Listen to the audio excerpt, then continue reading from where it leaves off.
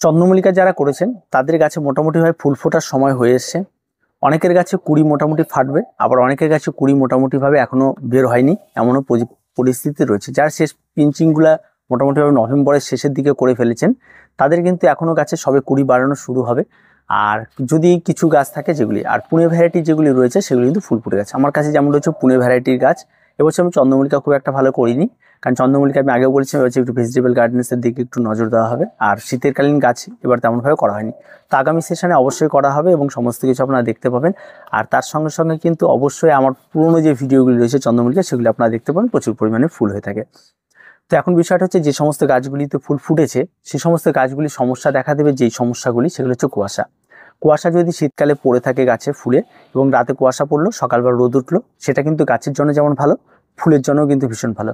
আবার যদি দেখা যায় আপনার কুয়াশা সকালে পড়েছে কিন্তু রোদের কোনো দেখা নেই, যেটা বিশেষ করে উত্তরবঙ্গের ওয়েদারে হয়ে থাকে, যে আমি যেখান থেকে রায়গঞ্জ সেখানে এমনও হয় যে মাসখানেক ধরে রোদ থাকে না, যার ফলে কী হয় ফুলগুলিতে কুয়াশা জমতে জমতে একটা সময় ফুলের মাঝখানে ফাঙ্গালের আক্রমণ ঘটে যায়, ফলে ফুলগুলি পচতে শুরু করে দেয়। আর এটা হওয়াটাই স্বাভাবিক, কারণ কন্টিনিউ ভেজা থাকে, যার জন্য এটা হয়ে থাকে। কিন্তু সেই জায়গাটা থেকে মুক্তি পাওয়াটা কিন্তু ভীষণ রকমভাবে টাফ ব্যাপার, কারণ সূর্যালোক না থাকার জন্য এটা ঘটে থাকে। তো এমন যদি হয়ে থাকে তাহলে অবশ্যই আপনাদের শেডের নিচে এই সমস্ত গাছগুলিকে রেখে দিতে হবে। যদি রোদ না ওঠে, অন্তত দেখবেন 2-3 দিন যদি রোদ না ওঠে তাহলে শেডে ঢুকিয়ে দিন এবং ফুলগুলিকে অন্তত বাঁচিয়ে রাখার চেষ্টা করুন। আরেকটা বিষয় রয়েছে, যেটা চন্দ্রমল্লিকার এই সময় এসে অনেকের কাছে দেখবেন সবে ফোটা শুরু হচ্ছে, সেই সমস্ত গাছগুলিতে খাবার দেওয়া বন্ধ করে দেবেন। আর যে সমস্ত গাছগুলিতে দেখবেন যে সবে ফোটেনি, এখনো কুড়ি বেরিয়ে এসছে এবং সাইডে ব্রাঞ্চগুলি বেরোচ্ছে, সেই সমস্ত গাছগুলিতে প্রতি 1 লিটার জলে অন্তত 2 গ্রাম এই হিসাব করে আপনারা, যত টব রয়েছে সেই হিসাব করে আপনারা সুপার লাল যে পটাশ থাকে সেটা গুলে নিন, গুলে নিয়ে গাছের গোড়ায় 200 ml করে ব্যবহার করে দিন।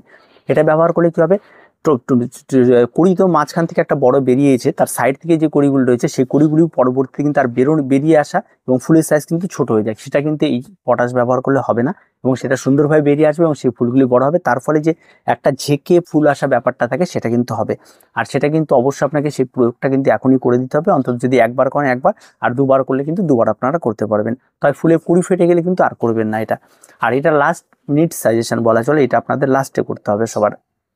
তার সঙ্গে সঙ্গে অবশ্যই এই ফুল গাছে কিন্তু এই সময়সে যেহেতু কুয়াশাচ্ছন্ন হয়ে থাকে, তাহলে অবশ্যই গাছে ফাঙ্গাল আক্রমণ করবে, আপনাকে অ্যান্টিফাঙ্গাল গাছের ভেতরে স্প্রে করতে হয়। ফুল ধরে গেলে কোনো কিছু স্প্রে করা যায় না, আর করলেও একদম ভেতরে আপনাকে স্প্রে করতে হবে। এই ছোট্ট ছোট্ট কাজটা কিন্তু আপনাকে করতে হবে। আর একটা বিষয় থাকে, এই সময় আসলে সাদা মাছির আক্রমণ ঘটে, তার জন্য অবশ্যই মাছিনাশক আপনাকে ব্যবহার করতে হবে।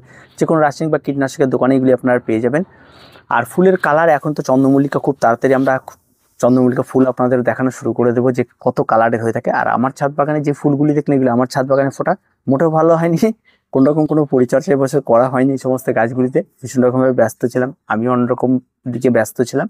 আর তার সঙ্গে সঙ্গে এবার সেভাবে করা হবে না, সেটা আমি আগেও জানিয়েছিলাম।